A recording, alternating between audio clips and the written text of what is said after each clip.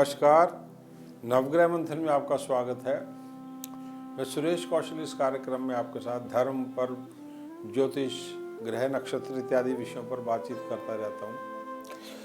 आज मैं आपके साथ एक अत्यधिक महत्वपूर्ण विषय है, वह सूर्य का मकर राशि में होने वाला प्रवेश 14 जनवरी को प्रातः 8:14 पर जो होगा तथा 12 फरवरी 2021 रात 9:17 तक जो चलेगा। सूर्य में मकर राशि का प्रवेश मकर संक्रांति के नाम से भी प्रसिद्ध है और ये इसी दिन से उत्तरायण का आरंभ होता है, जो कि लगभग 15-16 जुलाई तक चलता है। सो ये 6 माह का जो समय है, ये एक पर उत्तरायण का, ये देवताओं का दिन और असुरों की रात्रि गिनी जाती है।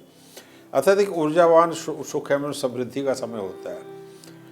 हर लगन के ऊपर हम मकर राशि के सूर्य का प्रभाव के बारे में बात कर रहे हैं। अब मैं आपके साथ में मकर लगन के लिए सूर्य का जो मकर राशि में होने वाला प्रभाव है उसके बारे में बात करने जा रहा हूँ। आपका मकर लगन है या नहीं, इसको जानने समझने के लिए क्या करें, अपना जन्म का समय, तारीख, महीना, वर्ष और स्थान पूरी सूचना ज्योतिष से जुड़े किसी सॉफ्टवेयर कार्यक्रम में फीड कर दें। इस प्रकार का एक चित्र आता है। इस चित्र में 10 नंबर जो यदि लिखा है तो समझिए आपका लगन है, जिसको कैप्रिकॉर्न अंग्रेजी में, हिंदी में मकर बोलते हैं। ऊपर के खाने में यदि 10 नंबर लिखा है। यदि आपको अपने बर्थ डिटेल्स मालूम नहीं, परंतु आपका नाम का अक्षर इनमें से कोई एक है तो समझिए तो भी आपके बारे में बात हो रही है। क्या है ये नाम के अक्षर, इनको पढ़ देते हैं।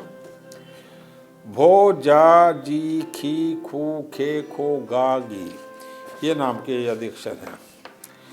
अब मकर लग्न में सूर्य अष्टमेश से 8वें स्थान का स्वामी है और एक अग्रेसिव स्टार माना जाता है, मारक ग्रह है इसे।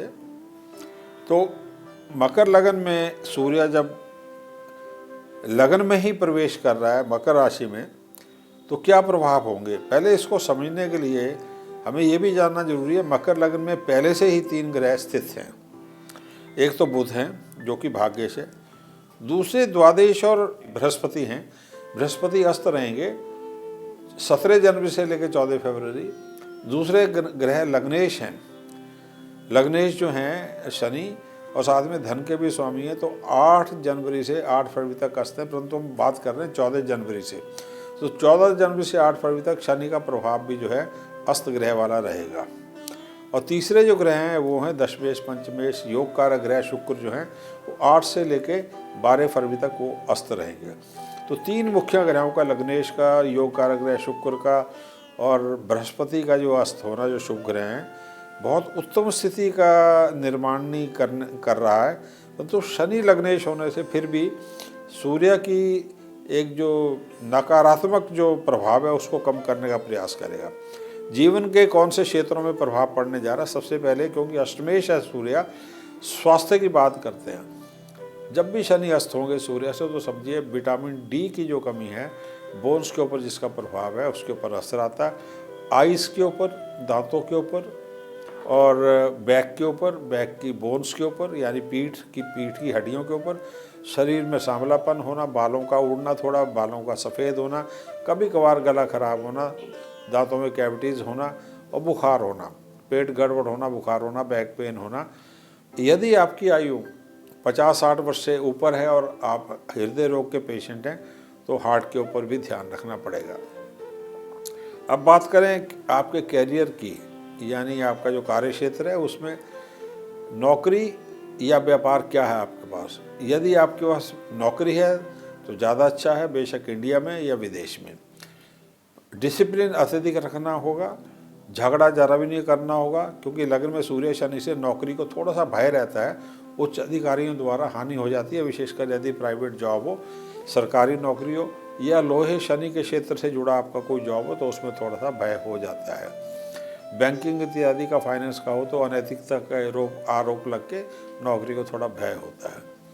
व्यापार में जो है थोड़े झगड़े तनाव से बचना होगा, पार्टनरशिप इत्यादि में, किसी भी परिवर्तन में, बेशक नौकरी हो व्यापार में, उससे बचना होगा। क्योंकि गुरु भी लगन में हंसते हैं, तो यदि आप कर्ज देते हैं तो धोखा खा सकते हैं, ब्याज पे धन देते हैं धोखा खा सकते हैं, तो आप कोई भी कर्ज देने से बचें। रिश्वत लेने से, देने से, दोनों से बचें।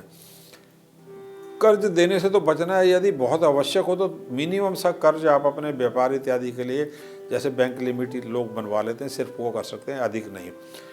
लोहा शनि का, मीडिया का या कंप्यूटर्स का, कागज़ का, इनसे जुड़ा क्षेत्र हो या इनसे जुड़े पढ़ाई हो तो समय थोड़ा बेटर रहेगा। यदि बृहस्पति या सूर्य के क्षेत्र होंगे तो जैसे नौकरी हुई सरकारी, राजनीति हुई, ये समय खराब रह सकता है। बैंकिंग का फील्ड हो, सीए का, एमबीए का, जो भी बृहस्पति से जुड़ा, मार्केटिंग का, होटल व्यवसाय से, तो वो खराब रह सकता है, उसमें सावधानी रखनी होगी। यदि अब बात करते हैं शिक्षा की, तो प्राइमरी और सेकेंडरी दोनों में शिक्षाएं थोड़ी शुभ रहेंगी। 8 फरवरी तक जो है क्रिएटिविटी जो है बेटर रहेगी सेकेंडरी में, प्राइमरी वैसे ही ठीक है। यदि बात करते हैं ग्रेजुएशन की या पोस्ट ग्रेजुएशन की, वो भी ठीक रहेंगी। विदेश में खास करके शिक्षा उत्तम रहेगी, विदेश में एडमिशन आपको मिल सकता है। थोड़ी बाधाएं जरूर होगी अस्त ग्रहों के कारण। अब बात करते हैं धन की। अस्त शनि के कारण धन में अस्थिरता रहेगी। कुछ पुराना रुका धन आ भी सकता है, कुछ बैंकों से फंसा हुआ धन, या जैसे इनकम टैक्स में आपको कई दफ़ा पैसा वापस आ जाता है, वो हो सकता है। उधार बिल्कुल भी नहीं आपको देना है। पैतृक धन की प्राप्ति बाधाओं के साथ, तनाव के साथ हो सकती है। इसमें बाधाएं हो सकती हैं, परंतु हो सकती है। पैतृक धन की, पैतृक संपत्ति को बेच के भी धन आ सकता है, परंतु सस्ता बिकेगा। इसलिए यदि ये निर्णय लेना है तो 5 अप्रैल के बाद लें। धन से जुड़े तनाव हो सकते हैं जीवन साथी के साथ में, पिता के साथ में, या पार्टनरशिप में व्यापार की। तो तनाव से बचना है, झगड़े मुकदमे से हर हालत में बचना है। थोड़ा सा भाषा में सौम्यता का पुट हो, थोड़ा सा आप में समझौतावादी नीति होगी तो झगड़े मुकदमे से बचना संभव होगा। बात कर लेते हैं विवाह की और रिश्तों की। मैरिज की यदि बात करते हैं, विवाह की, तो मांगलिक समय चल रहा है, क्योंकि मंगल चतुर्थ भाव में चलता रहेगा। तो आपने मांगलिक यदि हैं तो तनाव से बचना है। यदि मैरिड हैं तो माता का जीवन साथी से तनाव ना हो, इस बारे में बचना है। आपके साथ तनाव ना हो, इस चीज़ से बचना है। आपके बड़े भाई बहनों के साथ में तनाव ना हो, इस बात से बचना है। और यदि विवाह नहीं किया तो कुंडली मिला के आपको विवाह करना है।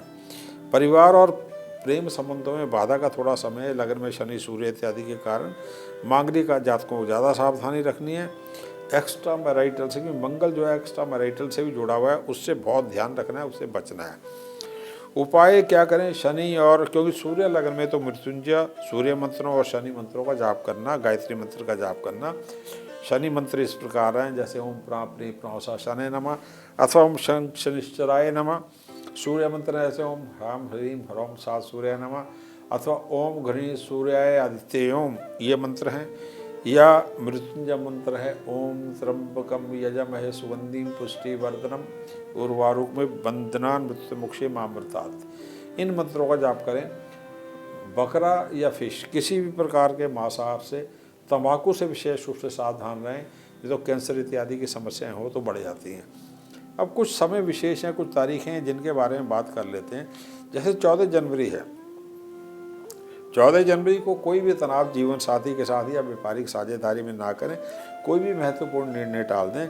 यदि कोई रिश्ता आता है तो रिश्ते के बारे में बात कर लें, परंतु निर्णय 5 अप्रैल के बाद लें, क्योंकि तारा डूबा है, इसमें कोई भी संयोग, कोई भी शुभ मुहूर्त नहीं है। 15 और 17 तारीख में जीवन साथी के कारण धन लाभ हो सकता है।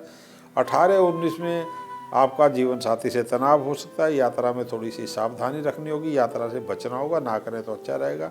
20 और 21 से किराए से या अन्य प्रकार से या माता से धन लाभ हो सकता है, और ऊर्जा रहेगी मन में, अच्छे कार्य के, शुभ कार्यों के संकेत हैं। 22 और 23 तारीख में भी प्रेम संबंधों में ऊर्जा रहेगी, संतान से हर्ष प्राप्ति होगी, नए रिश्ते इत्यादि के सहयोग बनते हैं। यदि विवाहित नहीं है तो रिश्ते आ सकते हैं जिनके ऊपर आप विचार कर सकते हैं। 25 से 27 में जीवन साथी के साथ मतभेद या दूरी हो सकती है, उससे बचना होगा। 28-29 में भावुकतापूर्ण समय है, बेशक परिवार में हो, जीवन साथी के साथ हो, प्रेम संबंधों में हो, या किसी भी व्यापारिक साझेदारी में हो। 30 और 31 को जीवन साथी के स्वास्थ्य का ध्यान रखना होगा। 30 या 31 को जनवरी को आपको झगड़े से बचना होगा, बेशक परिवार से जुड़ा हो, व्यापार से जुड़ा हो। 1 और 2 फरवरी को धार्मिक स्थलों की यात्रा हो सकती है, भगवान शंकर अथवा भगवान विष्णु के मंदिरों की। 3 से 4 तारीख को कार्य क्षेत्र या अन्य कारणों से लेकर जीवन साथी से थोड़े मतभेद हो सकते हैं, स्थान परिवर्तन के योग बनते हैं। 5 से 7 फरवरी को लाभ हो सकते हैं, परंतु शेयर मार्केट, सट्टे, क्रिकेट के सट्टे इत्यादि से बचना होगा। और उसके उपरांत जो तारीख आ रही है 8 से 9 फरवरी, उसमें भी थोड़े खर्चे हैं जीवन साथी के ऊपर, थोड़ा भावुकतापूर्ण समय, थोड़ा डिप्रेशन हो सकता है। कोई भी महत्वपूर्ण निर्णय ना लें, वाद विवाद से जीवन साथी से बचें। फिर 10 से 12 फरवरी को जो समय है, सावधानी से व्यवहार करने का, बेशक वो धन को लेकर हो, पढ़ाई को लेकर हो, जीवन साथी को लेकर हो, कार्यक्षेत्र को लेकर हो, कर्जों को लेकर हो, बैंकिंग को लेकर हो, किसी भी झगड़े पचड़े में पटना नहीं है। सावधानी से सोच विचार करके निर्णय लें। कोई भी यदि एग्जीक्यूशन किसी भी प्लान का नए का करना हो तो वो तारा डूबने के उपरांत 5 अप्रैल के उपरांत करें। धन्यवाद, नमस्कार।